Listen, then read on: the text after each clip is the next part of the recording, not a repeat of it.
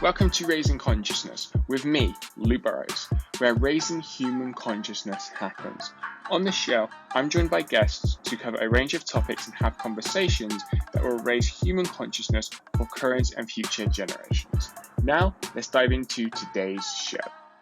Hi everyone, welcome back to Raising Consciousness. And today on the show, I feel like this episode has been scheduled for a little while with my good friend Jonathan Darling, who's joining us today. But due to schedule changes and stuff, we had to push it back. But Jonathan, I'm pleased that you're here. And we were just chatting beforehand, like how we both are and everything. But I just want to say thank you for being here. Ultimately. Yeah, it's awesome, Luke. This conversation, for some odd reason, because of scheduling and all this stuff, was trying to be kept from being had, I feel like. And so like this morning when I woke up and I was like, you know what? Nothing has happened. Nobody's sick, no travel, no, like this is really going to happen today. I was incredibly excited about it. And especially because this with you, like I was saying before we hopped on I guess the air here, I guess you would call it, or the internet waves to actually record this. You were the second podcast interview I had ever done in my entire life. And so it's kind of cool to be able to circle back around and join you again and have another conversation almost, 3 or 4 years later, and just, being able to see how we've each grown from that first conversation. Right. So I'm pumped to be here. Yeah, definitely. We were actually trying to figure out beforehand of like when that was. We know that it was when I was doing the other podcast with my good friend Arsenio, and I believe it was probably like towards the end of like 2018, 2019 or something. And I actually remember the conversation because it was towards the end of the year, kind of that Christmas and kind of New Year time. And I remember scheduling it out. We had a great time, a great conversation. So I'm definitely looking forward to today's conversation, my friend. Before we, dive into it, and just kind of like want to share with the audience, like we have no idea where this is going to go. We haven't preset a topic beforehand, so we're just going to kind of hopefully share a bunch of value with everyone.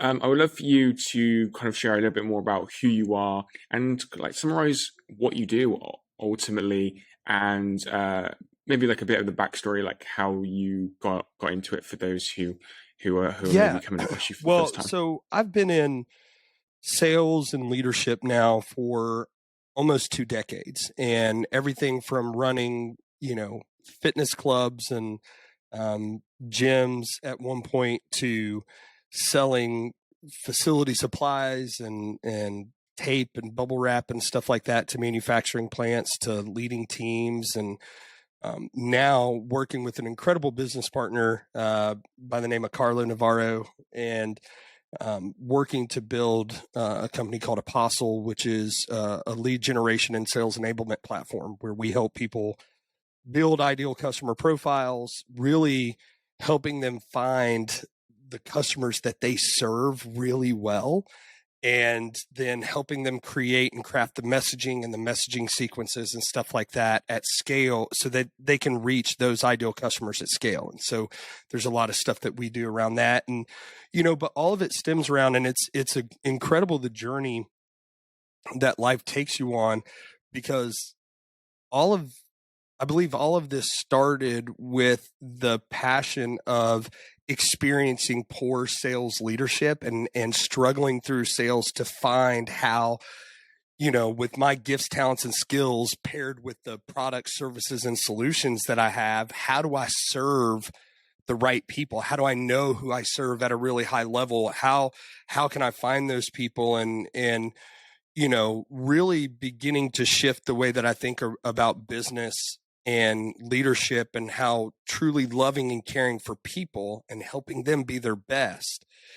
Ultimately, the byproduct of that is increased sales and all that stuff. So it's been an incredible journey where originally it was just focused on leadership, and then really starting to pull in a little bit more of my experience over the last, 20 years and really, like we were talking, really finding a way now to use the things that I've learned, the gifts that I believe that I've been given to serve other people who might, have been or are in a similar spot to what I was a few years ago. And how do we navigate the business world with love and care for others? And can you do it and still be an effective business person? And yeah, I mean, it's been a crazy journey around that. And so on that point, can you lead with love and um, and that kind of frequency, I guess, and still be an effective business leader? Because traditionally, people think of business as very like dog eats Yep. dog kind of thing, and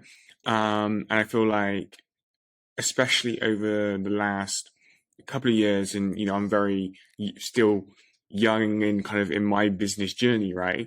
But I feel like there is that change of actually coming more into this acceptance of love. You could call it, but compassion and empathy and kind of all these things in business, right? And I think that actually, not that it makes sense, but actually at the end of the day, we're human beings, right? So why wouldn't those things exist even in business? For me, business is just the exchange of value,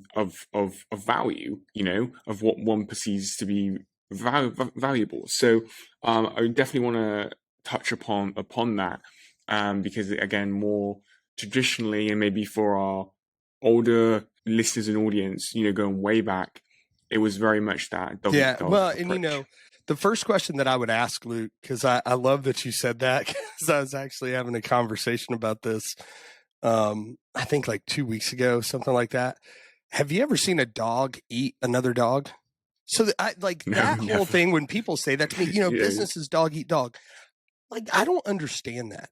I don't understand that because additionally, traditionally, where business came from was trading something of value for something else that someone saw of value. And there was an exchange of value from one person to another, right? That person has a need. They view that thing as valuable. They have something that someone else views as valuable, and they exchange it to bring value so that they can bring value to the other people. And it was this relational trading of things that bring value into other people's lives. Nowadays, it's all about money, greed, and profit. And what people don't understand is that regardless of what business that you are in, when your employees feel loved and cared for, they will ultimately go and love and care for your customers. That turns into companies with that type of culture are 17% more productive, 21% more profitable, have 46% less absenteeism, have over 60% more employee engagement. They hold customers for longer. So they have less customer churn. So there's all these data points that show how we care for the people around us matters in how we do business. And I think it's always interesting that a lot of companies measure how, they want their employees to care for the customer. It's all about the customer. The customer has to be number one. And I think that's incredibly short-sighted by organizations. That's the problem. Instead of caring about their people and letting that be the example of how they operate in their day-to-day lives, that example is going to be lived out from their employees' lives, they completely jump the employees and just go straight to, hey, you've got to love the customer. And we miss the people who are the ones responsible for caring for the customer. And so the business tradition is a tradition of greed and selfishness. And over the last probably 20 years. And we see it with banks failing. We see it with the economy failing, because we see it with mass layoffs. Big, huge corporate organizations don't care about their people like they say they do. They care about the profit and the bottom line. What they don't realize is the more you care about your people, the more profit you're going to make. That's the byproduct of loving and caring for your people, which then in turn love and care for your customers. So I just don't understand how people can't see that this is this is the direction that the market is going. This is how the new generation, people don't work, live to work anymore. And so there's this shift that's happening. I just don't think the shift is happening fast enough. And I think when you see news of massive layoffs and banks shutting down and all of these things, it stems from a lack of love and care for not only the people that have been put in their care to steward really well, but also the resources that these organizations have been given to steward at a high level as well. And so, yeah, man, I think a change is coming, and you're either going to get on board or you're going to get left behind. So 2 questions that come to mind that I definitely want to explore. The first of which is, you mentioned there about the change and how you think that the change isn't happening fast enough. What are some things that companies do you feel that can do to really propel, the change? Because I do feel it. But as you're saying, I also recognize that actually, is it also happening fast enough? So is there things that we can do consciously as leaders that can accelerate? Yeah, I think that change? I think one, as leaders, you've got to decide what's the purpose for your leadership. One of the first things, if you don't have a leadership philosophy that everything builds off of, then what are you doing, right? Like, there has to be a reason why you're leading. And for a lot of people, they're leading because they want, and I'm using a generality here. There's a lot of people who want to move into leadership roles because, one, they believe they'll finally fulfill their purpose, which I think they misunderstand purpose. 2, people move into leadership because they want power.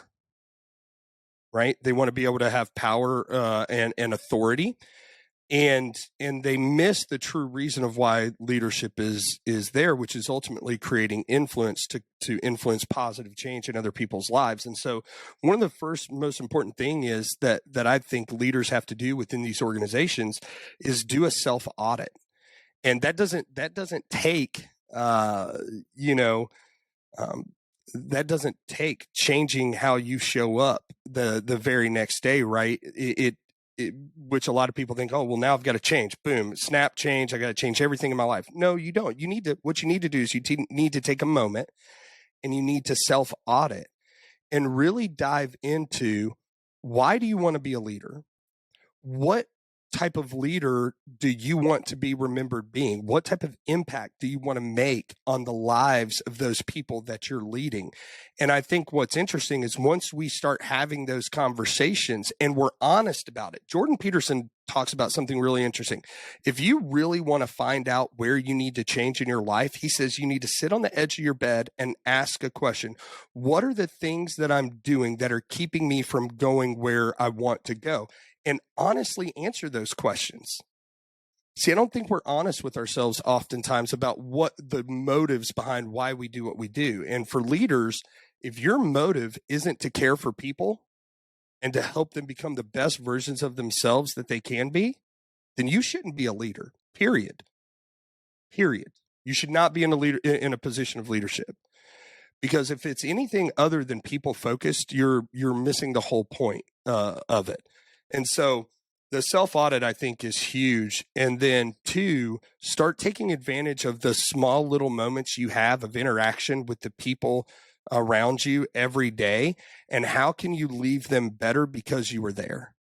So a question I want to kind of explore is, in some way, are we all in positions of leadership just like as a natural byproduct of us, like, yes, living our lives, if that makes sense? I'm just kind of like thinking, like, so often we, do we get it confused of like, applying for a job promotion or something, like, now, I'm like a leader of a team, but actually failing to recognize actually in other areas of our lives, like, we're actually in these positions anyway. So it's actually a natural byproduct of maybe like the human experience, kind of, I don't know, because we have to lead ourselves as well. 100%. Yeah, I'm just thinking out you're loud. Right. Look, leadership is not a title, position, or status. It's not. And we've confused it with that. We've allowed leadership to be put into a box, and created this paradigm that in order to be a leader, you have to be in a position of leadership, a title, a status, a role that allows you to have leaders. And one of the catalysts of change for me in my life was when I was sitting down with a mentor and a really close friend by the name of Matt Johnson. And Matt said to me, because I was saying, man, I just want to be a sales manager. This was early in my career. I just want to be a sales manager because I want to be a leader and I want to lead teams and all this stuff. And he looks at me and he goes, John, being a leader has nothing to do with the title that you have. He was like, you lead people by how you influence them in a positive way, how you care about them, how you love them, how you use what you've been given to help them be better and help them see that they were created to be amazing and awesome and do incredible things. How can you help bring that out of the people beside you? And when you do that, people are going to follow you.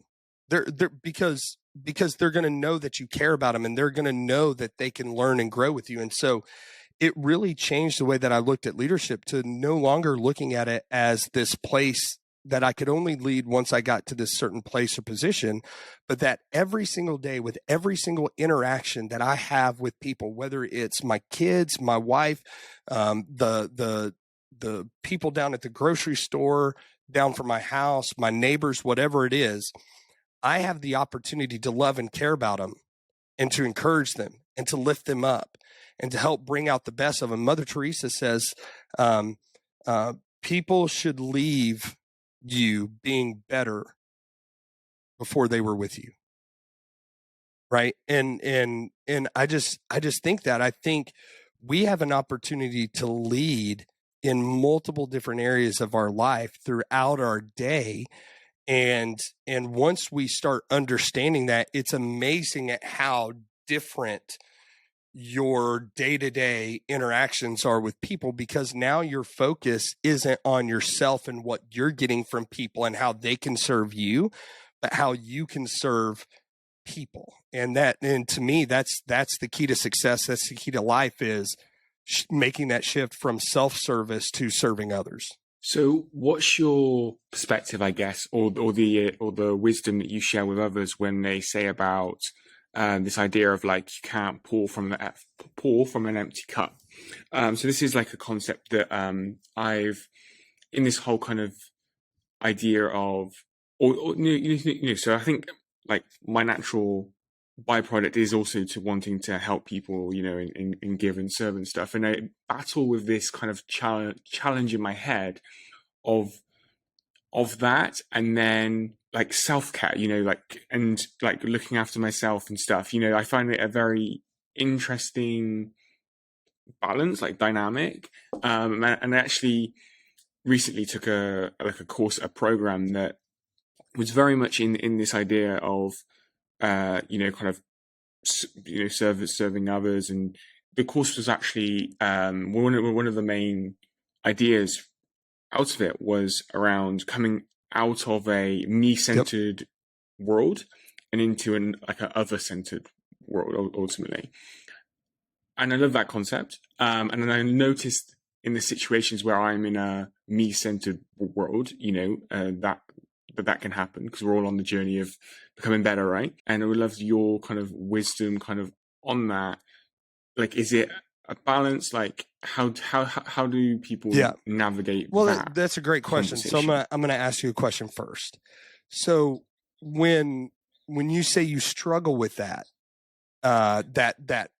balance between that, what particularly is the sticking point for you there? Like, where's that conflict? Good question. So I think maybe it's more like, I don't know if it's more like conceptual, like in my head, or like actually how much am I actually living in a other-centered universe compared to a me, you know what I'm saying? Like compared to, so also for me, like I'm in this place of like, actually, am I overthinking everything or am I like super conscious of everything, And so like, it's just, I guess it's just like that question of like, as I go about my day, how much of my life am I aware of what Right. place Yeah. am I in, if that makes sense. Like, yeah, and obviously wanting to be more in the service and helping people and stuff, but also recognizing that actually sometimes like the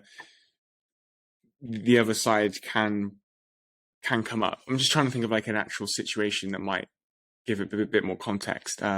Maybe when will come Yeah. to me. But Yeah, it yeah, does. does that make So sense? if I was, so Luke, if I was to say, hey, Luke, um, I need you to write me a check, right? I know I'm an older millennial. I just turned 40, so I still know what checks are.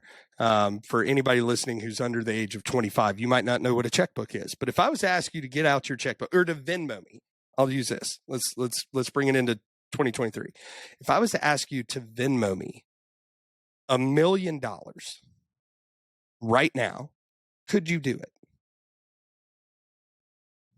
No, Right? because I don't have Okay. So $1 million. I don't know what that would be in pounds, but whatever that would be in pounds, right? You don't have that. Yeah. Well, Yeah. you can't give something that you first don't have for yourself. So when I think about the context of like you can't pour from an empty cup, you can't love others if you first don't love yourself. You can't care for others unless you first care for yourself. Now there's a difference between self-care and self-love and selfishness. And So what's the difference? I guess, yeah, I guess that's the part, but like I guess that's like part of the question, because is there like that blurred line between actually, like, so if I was to do something, right, I don't know, let's just say mm, like my morning routine or whatever, like for me that's part of like my self-care to like priming myself for the day, like breath work, exercise, etc. When something kind of comes in the way of that, I can feel myself get yeah, a bit like anxious sometimes, especially like with other people. If someone like interrupts that, there has been moments where I've like lost the emotional kind of control, I guess, in that situation, and be like just allow me to do my practice, right? Because actually for the rest of my day I noticed a difference. And then I like question it. Well, actually, am I being selfish, right? Because I feel like I need to do this, but actually is it also self-care? And I guess what I've kind of learned is to bring more awareness like in that moment and just take that deep breath. And actually I think it's also like contextual on the situation. Like sometimes now I will go and help that person, if they do interrupt. And sometimes I will say, or trying to like communicate, actually, can you just give me right. 5 minutes? But I guess that's actually like the question of like actually defining the difference between the two, because sometimes is there Yeah. like that So blurred yeah. line, So I I think guess. you have to look at it a few ways, right?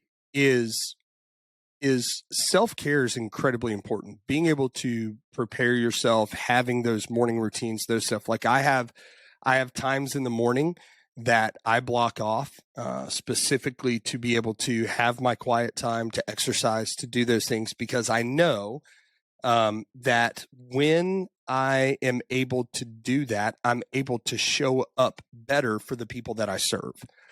So it's I think it comes down to the intention of why you're doing what you're doing, the real heart of it, right? I take a lot of my cues. Ryan Hartley and I talk about this a lot. My faith and is incredibly important to me, and what I find is incredibly amazing is self-care was exemplified even in the Bible with Jesus. Like after Jesus would preach and do all types of miracles, he would go and spend time with himself in prayer. Like he would go away from the crowd to get back with himself so he could get back in tune with and be back with the Father so that he could be filled to then once again be used. And I think that's incredible. Like we we have to have that time to replenish our energy so that we can go serve the people that we're supposed to serve. So I truly believe in protecting that self-care time. Now, I think when it turns to selfishness is when I look at things like, um, and look, this is just real honesty for me, right? Just full transparency. When I first started this journey of writing and speaking and talking about love and leadership, I can say now, looking back almost 8 years later, since this whole journey started for me, that initially my pursuits were not righteous. My pursuits were very selfish because I wanted to be an influencer. I wanted to have massive followers on social media. I wanted to, make all types of money and travel around the world speaking and writing and doing all these things. And it was more so about me and what I wanted out of my life, which don't get me wrong, I believe in dreams and aspirations and desires, but the intention wasn't to serve people and help them learn how to lead their teams better. It was, yeah, I want to teach them how to learn their lead their teams better, but I want to be important. I want to be seen. I want to be heard. I want that stage. And it wasn't until I realized that none of that stuff mattered in the grand scheme of life, that what mattered most was that I was given something specific that paired with my gifts, talents, and skills could help people learn how to love and care for other people, ultimately changing the dynamic of the workplace. And that when you look at the stressors and the challenges that are created in most people's lives, and they go to work and they feel undervalued, they don't feel important, they don't feel seen, they don't feel heard, they don't feel like they have a purpose behind their work, they don't feel cared for, they feel like their production is way more important than them as a person. Like, dude, that breaks my heart now. It absolutely breaks my heart because we're missing the most valuable resource that we have in this world, which is people and the gifts and talents that they've been given to make an impact only how they can. There's only one Luke Burrow. There's only one you. And so the things that you've been given to make an impact in this world, the dreams and desires that you've been given about how you can help make the world a better place, are specifically for that. They're not for you to keep for yourself or to put you on a platform and make you important. They're for you to be able to use it to change the world that you live in with the people that you live in it with, right?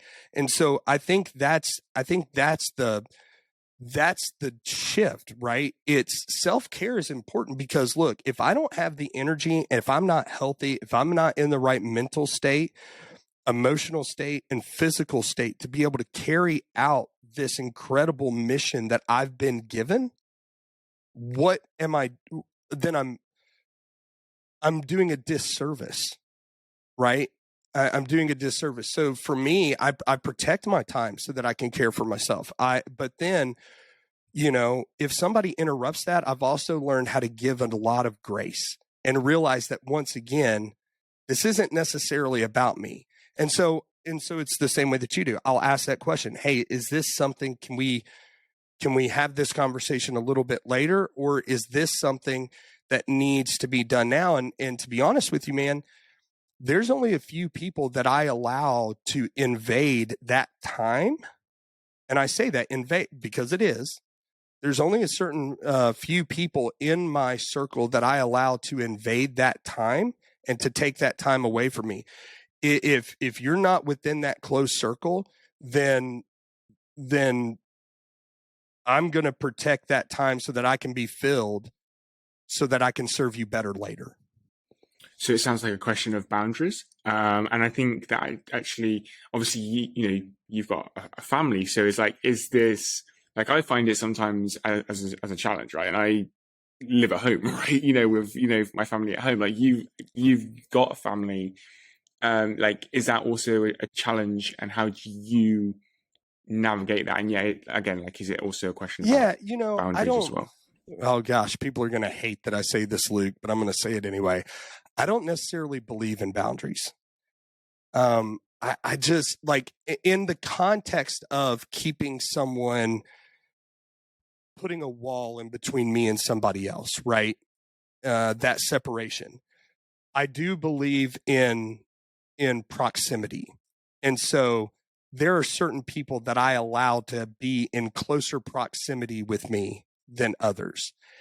And, there are some people, there's a verse from the Bible that says, don't cast your pearls to swine. That means don't give what is most valuable to someone who's not going to see the value of it. Pigs can't see the value in pearls. So why would you give your pearls to pigs? Right. And so in that same context, I have people in my life that I love to hang out with occasionally, but I don't allow them into every aspect of my life to share an opinion. And I don't often journey into certain aspects of their life to give my opinion or to help, because I know that the help I'm going to give might not be used. Right. And it's this constant, I need help. I need help. I need help. But really what they want to do is they just want justification for why they're making the choices that they're making, right? And that's just not something I do. And I tell them that. I'm like, look, if this is a conversation that we're going to be continually having, then I need to understand, because if you want my help, I'm going to give you help. But if you just want to complain, I'm not the person to call. There might be somebody else better, right? And with my family, my wife and my kids. Now, if I'm on a business meeting or like something like this, they understand that, if it's not life or death, it can probably wait. But if they were to come in right now and be like, hey, Dad, we need you to come upstairs. Like, I love you, Luke, but like, peace out. I'm done. I'm gone. Right. They have full access to me regardless of where I am. If I need to travel for work and something comes up and I need to be home, there is no question about the choice that I make. I'm home. I don't care what work says. And I've, before anybody has ever hired me for something, I let them know that. And so, I think it really just, you have to go back and you have to self-audit who is allowed to take away from time that you have set aside for yourself. Not everybody should be allowed to do that. And I think that's where you really can start learning how to have more appreciation in your self-care and less worrying about, well, is this me being selfish? Because it's not. You are doing this so you can serve better. Powerful. You mentioned it there in terms of sometimes in our lives we have those people who come to us, for help, and you might give them your help. You give them that energy, you give them that time, and then they don't do anything with it. So this is also something that I've experienced, right? Now, is the conversation of being in that just like perpetual state of service, that whereby you do openly share, and kind of with others, and then what they do with it is what they do with it, or is there also a balance between, what am I trying to say here? Let me start again. So basically, I've also got people in my life ultimately that may come for help, but then I feel bad for saying that, but they don't do anything with it, right?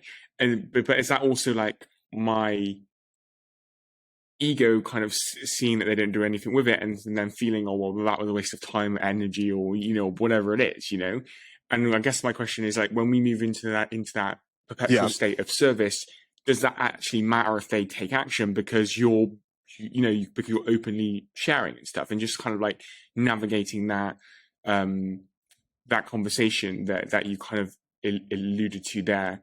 Because I feel like we all have these people in work or at home or like wherever it is, and so it can be a challenge, especially when the other people's closest to you, right? So like, I don't necessarily care if somebody who I met once or twice, or somebody on really on like, even on like online, they may come across a video, comment, oh, it's really, really great, I'm going to implement this, and then don't, because I don't necessarily know them. But when it's a close friend or family, and I'm actually wanting to invest in them, and actually help them, because I also see like the suffering, right, and the pain. again, I'm just talking out loud here, but then there also is that selfishness as well, because I'm seeing that, so I want to help them based on me not wanting to see that. Anyway, it just gets confusing when it comes to like these relationship dynamics. So, what's your So it's thoughts on a that? really interesting question, and it's something that I think is constantly a work in progress. I don't think there's a way to be perfect at this, and I'll give an example. Um, my oldest daughter, she's 11. She plays travel softball, 12U travel softball. Well, it just so happens that now this year I'm her coach. And so, we'll come down into the basement or we'll go outside and, work on her throwing, or we'll work on her hitting. And, I'm a coach. And so, I'm helping her with technique and some of these different things, and helping her learn how to practice. And for a while, my daughter, we would say, okay, we're going to go work on hitting, and we're going to go out. And so as I'm coaching her, she just like, Dad, I just want to do it my way. And I just want to have fun. I want to practice my way. And I'm like, well, if we're just, it is, I want you to have fun, but if we want to get better, then there has to be purpose behind our practice. And so what's the purpose of our practice? To just come down here and swing a bat? Or is it to get better at hitting so that we perform better in a game? And one of the biggest challenges I've had is, for a while, my daughter would get so frustrated with my coaching and my help, and she would not listen to a thing that I said. So I had to have, even with my 12 or 11-year-old daughter, I had to have a very direct conversation with her. And I had to say, sweetheart, I want to help you become the best softball player that you can be, because I believe you have incredible talent and skill. And if you work really hard, I think you could play softball in college if that's what you chose to do, because you have this innate ability. But I can't come down here and help you if you're not going to be open to my help. And I can't come down here and practice with you if you just want to mess around and do it your way and not take it seriously. And I tell her the reason that is because I can't coach very well, and I get frustrated. And the last thing that I want to do is to have our relationship be hurt because I'm frustrated, because my expectation and your expectation of practice are different. And so we had to have a very serious conversation about our expectations of practice. And I understand now that a little bit of correction with my daughter will go a long way. And two, I also came to the determination that that time that I get to spend with my daughter is way more important than my opinion or perception of how she should be practicing. And so there had to be a little bit of give and take there. And so I think we shy away from hard conversations that we need to have with people around how we can best love them, or how they can best be loved by us. And so there are going to be some people that maybe we think they're coming to us and they're asking for advice, when really what they're doing is they just want to listen. They want somebody to listen, right? And so I think we really have to set the expectations of what those engagements look like and what their expectations of us are. And the other thing that I learned, and this goes to more of the business side of things, and even with people that I'm closest to, because, having a background in personal training and all of this stuff, I've had people ask me, hey, can you make me a workout? Or, hey, can you make me a nutrition plan? All this stuff. And I'm like, yeah. And I've done it time and time again. And then they never use it, and they never do anything with it. Well, even if they're close to me now and they ask me for help, I'll be like, hey, yeah, I would love to. When I work with people, this is how much it costs for me to make them a workout. This is how much it costs to have a coaching session with me. This is how much it. And you know what? Most of the time when that comes to play, you'll find the people who are really serious about wanting to get help and improve, and those who aren't. Because those who aren't, man, as soon as you say to work with me, you got to pay, bro, they'll disappear super quick. And so I use little things like that to filter Yeah. through people who are really serious and really want help in the way that I can help them, and those who don't. So you mentioned a really key point there, that I was actually listening to a podcast this morning on the way to where I am right now, and it was the skill of like holding space. And I feel like, especially in like personal relationships, we so often, out of love, I feel, and you know, out of good intentions, want to help somebody or fix the situation, when actually sometimes all we need to do is to hold that space and to listen. And so this is something that I'm definitely learning more about myself. I still sometimes, you know, in those situations, I'm like, especially when, so here's my point, and I think I've documented this over the podcast over the time I've been doing it. So I have a really hard time with negativity, complaining, and then doing nothing about it. So when I'm trying to hold that space and the other person is complaining, moaning, the negativity, and doing nothing about it, that irks me. I guess is that the right phrase? Yep. It just, like, even now I can feel something happening in my core, right, in my stomach. So, and that for me is part of the challenge, is because obviously that's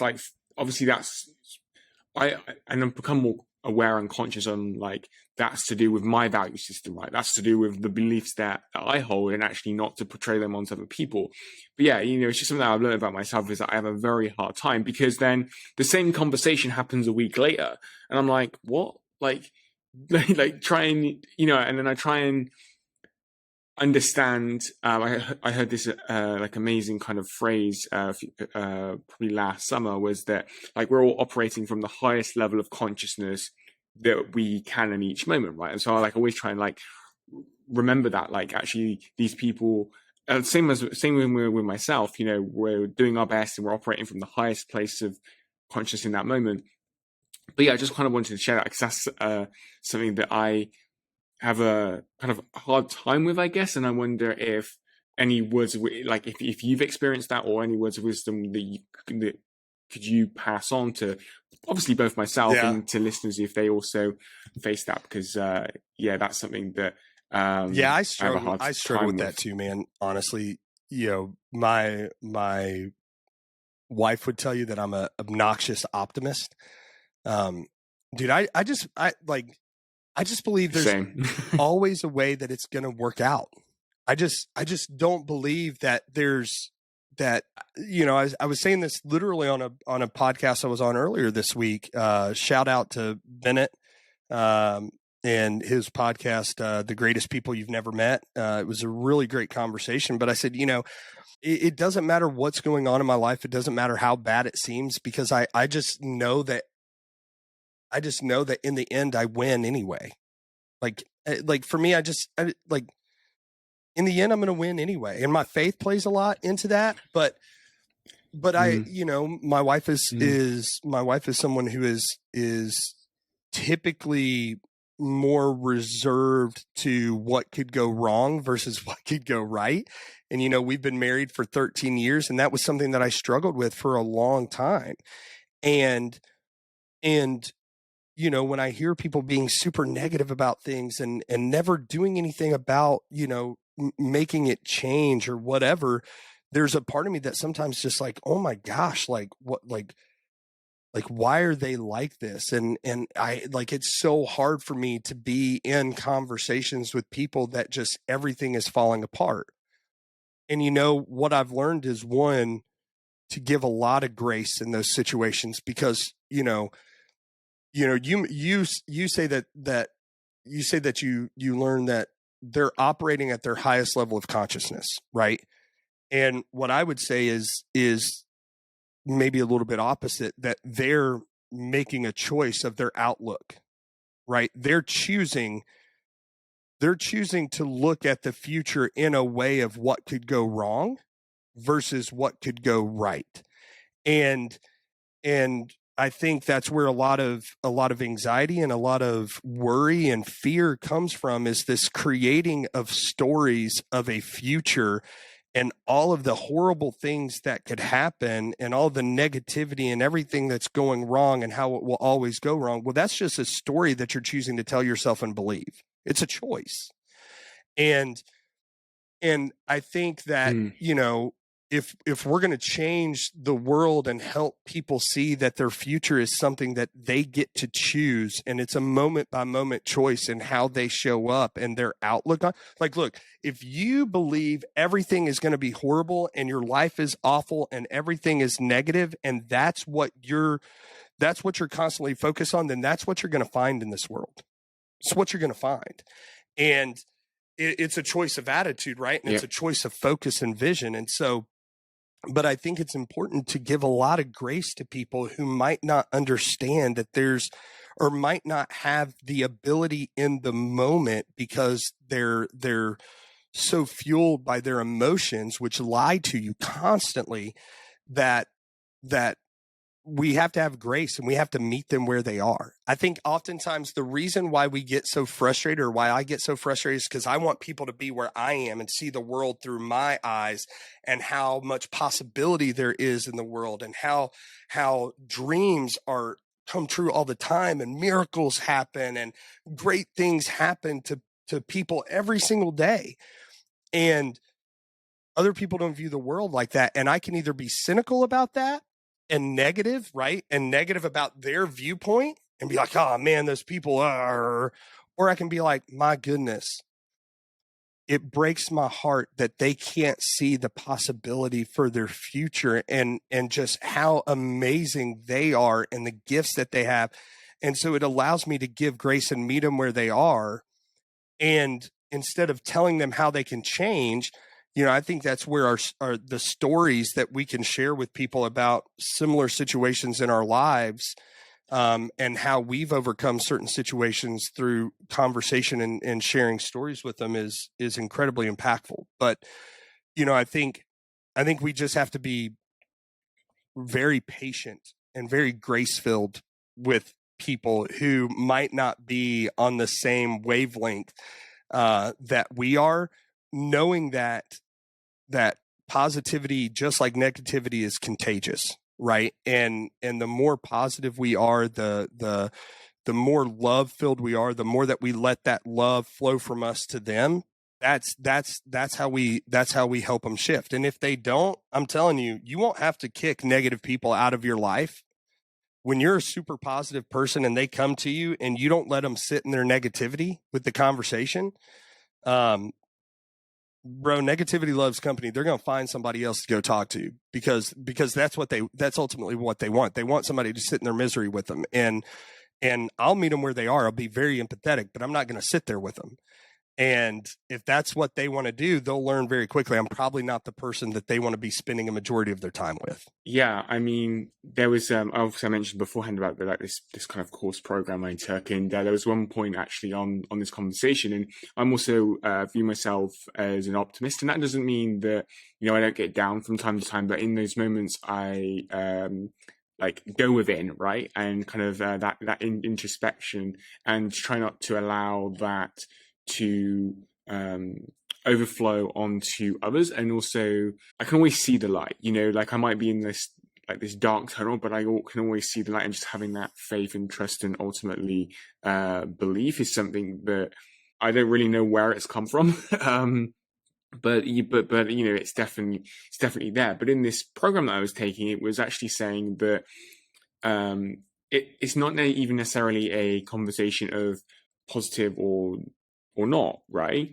It's more of a conversation of like, and this is kind of where I kind of come into it. It's like, actually, what am I going to do about it, right? So, for example, if a situation happens, it's not about being, all too necessarily positive about it, or sitting being the opposite of that, right? It's about just having that mindset of like, actually, what am I going to do about it? And I think and kind of experience in from like relationships and stuff, that that a lot of people, and this isn't like also like this conversation, to judge others, because I don't actually feel like I'm better than anyone, to be honest. It's just obviously my viewpoint and how I see the world. But we've got to that place of like where we, yeah, don't ask ourselves that question, like actually, what am I going to do about it, and start to take that that action. So I think, because it was really interesting, because actually what came up in what I was learning was actually when we are overly positive as well, it's like we're moving away from like the negative, right? Because there has to be like the other side of that, right? Whereas when we just kind of in this space, in this mindset of just doing what needs to be done to, I guess, like live our lives, I guess, then we're not kind of on that spectrum of like either extreme. We're kind of like, and that's actually what I'm learning as well, is like actually the world is very much tries to put us in these extremes, right? And it could be political extremes, it could be all types of extremes, when actually a lot of let's use the word truth in life is actually found in like the middle.